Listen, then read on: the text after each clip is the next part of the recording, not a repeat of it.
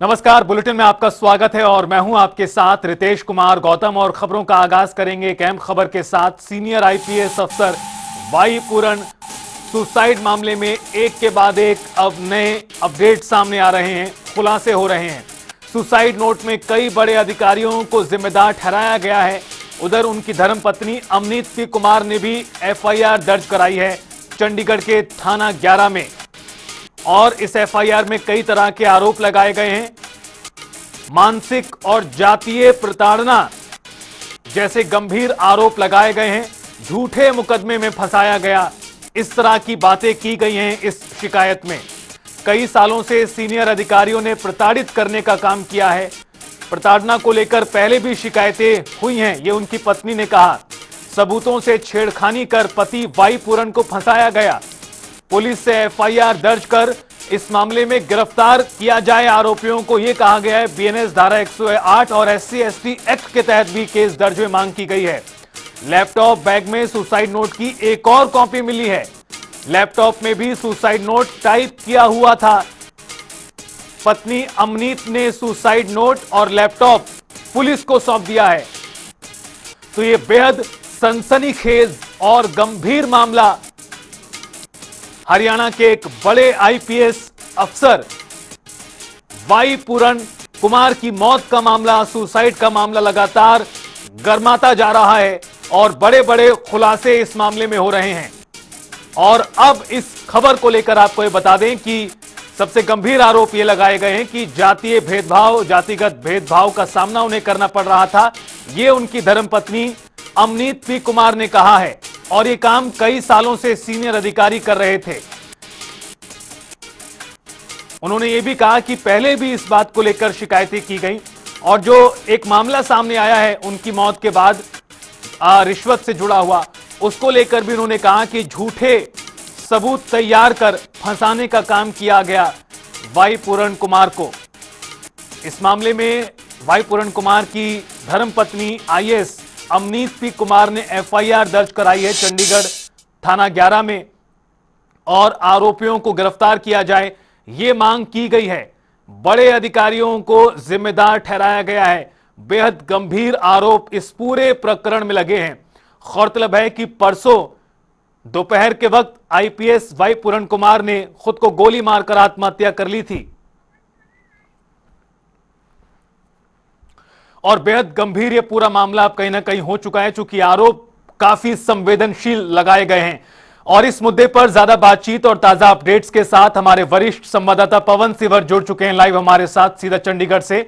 पवन, जिस तरह से मामला खुल रहा है, कई तरह के गंभीर और बेहद संवेदनशील आरोप कहीं ना कहीं लग रहे हैं और जो उनकी धर्मपत्नी ने शिकायत दी है, चंडीगढ़ पुलिस को एफआईआर दर्ज करने की मांग की गई है, उसमें भी कई तरह के आरोप लगाए गए हैं सीनियर अधिकारियों पर।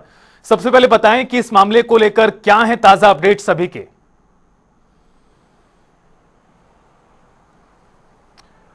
बिल्कुल, देखिए, जो आईपीएस अधिकारी वाई पूरन कुमार ने आत्महत्या जो की, उसके बाद आज जो वो चंडीगढ़ पुलिस को सूचना इस मामले में मिलती है और चंडीगढ़ पुलिस जो है वो सेक्टर 11 में उनके आवास पर पहुंचती है। और पुलिस ने जब जाकर देखा तो जो वाई पूरन कुमार है वो जो है उन्होंने अपने सर में गोली जो है वो मारी हुई थी और वो घर की बेसमेंट में सोफे पर जो है वो गिरे हुए थे।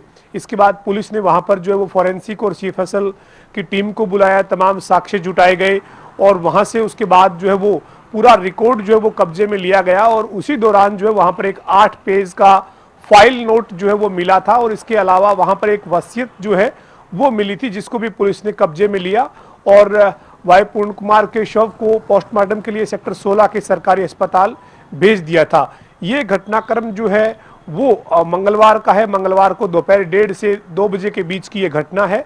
इसके बाद जो है वो अमनीत पी कुमार जो आईएएस अधिकारी हैं और उस दौरान जो है वो जापान के दौरे पर थी। हरियाणा के मुख्यमंत्री का जो डेलीगेशन अधिकारियों का उनके साथ जो जापान दौरे पर गया था, उसमें अमनीत पी कुमार भी उनके साथ जो है वो जापान दौरे पे थी। लेकिन वाई पूरन कुमार की आत्महत्या की सूचना अमनीत पी कुमार को मिलने के बाद अमनीत पी कुमार जो है वो कल वापिस इंडिया लौटी और चंडीगढ़ पहुंची। इसके बाद वो सेक्टर 16 के सरकारी अस्पताल में गई थी, लेकिन पोस्टमार्टम करने से पहले जो है वो सूत्रों के मुताबिक अमनीत पी कुमार ने इसमें मामला दर्ज करने की मांग की और ये कहा कि इस मामले में जो है वो पहले एफआईआर दर्ज की जाए और कार्रवाई जो है वो की जाए।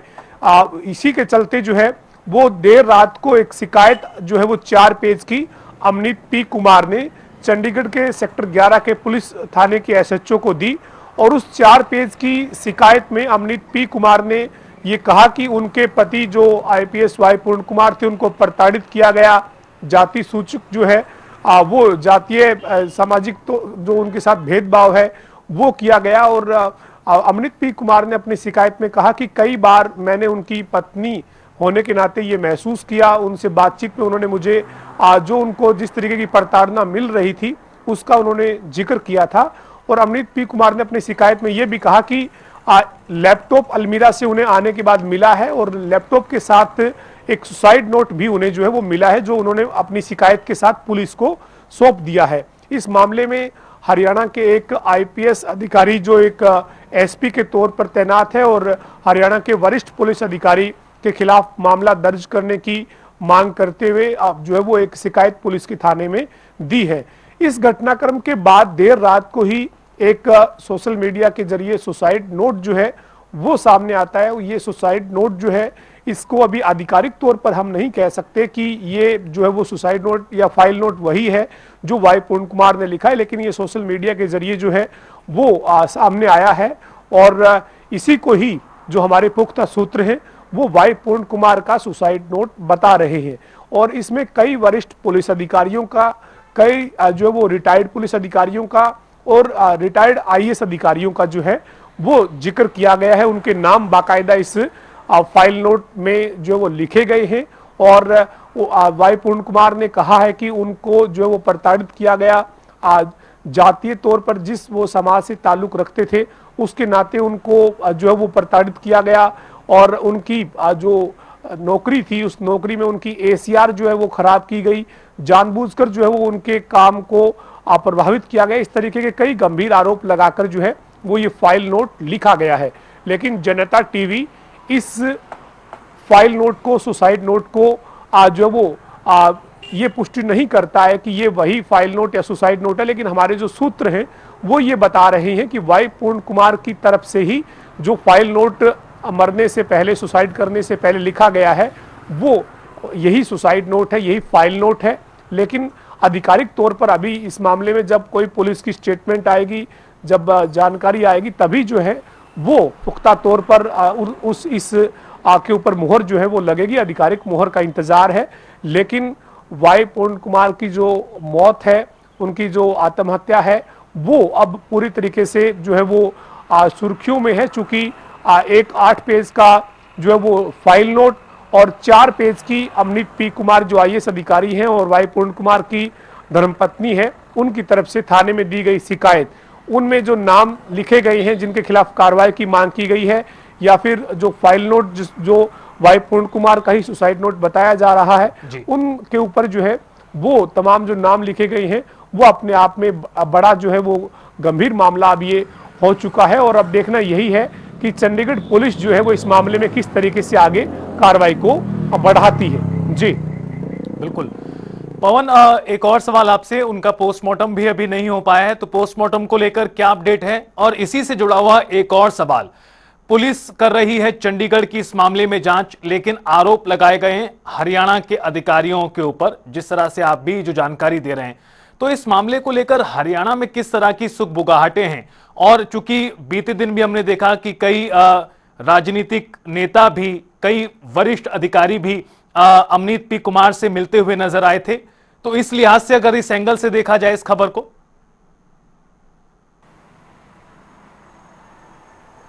देखिए जो पोस्टमार्टम की बात है, कल देर शाम तक हम सेक्टर 16 के सरकारी मेडिकल कॉलेज एवं अस्पताल में मौजूद थे। वहां पर अमनीत पी कुमार जो है वो शवगृह में पहुंची थी। वहां पर वो कुछ 1-2 मिनट के लिए ही अंदर जो है वो शवगृह में गई थी और उसके बाद वो चेहरा देखने के बाद वापिस जो है वो लौट आई थी। लेकिन जो हमारे सूत्र हैं उनसे ये जानकारी मिली थी कि एक तो इसमें जो वाई पूर्ण कुमार की बड़ी बेटी है वो अमेरिका में थी और उसके वापस भारत लौटने का इंतजार था। और सूत्रों से मिली जानकारी के मुताबिक जो उनकी बड़ी बेटी है वो अमेरिका से इंडिया के लिए जो है वो निकल चुकी थी और संभवतः आज जो है वो इंडिया में वो पहुंच जाएंगी। पोस्टमार्टम से पहले जो है उनकी बेटी को जो है वो बुलाया जाएगा, ये एक बात जो है वो सामने आई थी। और ये कोई प्रशासन की तरफ से ऐसा फैसला नहीं था कि उनकी बेटी को बुलाया जाएगा। अमनीत पी कुमार जो आईएएस अधिकारी हैं और वाई पूर्ण कुमार की धर्मपत्नी हैं, उनके पास से जो निजी सूत्र हैं वहां से जानकारी मिली थी कि उनकी बड़ी बेटी के आने का इंतजार जो है वो पोस्टमार्टम के लिए किया जाएगा। इसके साथ साथ दूसरी जो जानकारी पोस्टमार्टम से पहले जो मिली वो ये थी, सूत्रों के हवाले से जानकारी, कि अमनीत पी कुमार ने जो है वो घर पहुंचने के बाद लैपटॉप और सुसाइड नोट और तमाम तथ्यों को देखने के बाद और वो जब सरकारी अस्पताल के शव गृह में जाकर वाई पूर्ण कुमार का चेहरा देखकर लौटी, तो उसके बाद उन्होंने साफ तौर पर ये कहा, ये हमारे सूत्रों से मिली जानकारी है, कि इस मामले में पहले एफआईआर दर्ज की जाए और जो आरोपी हैं उनके खिलाफ कार्रवाई की जाए, पोस्टमार्टम जो है उसके बाद होगा।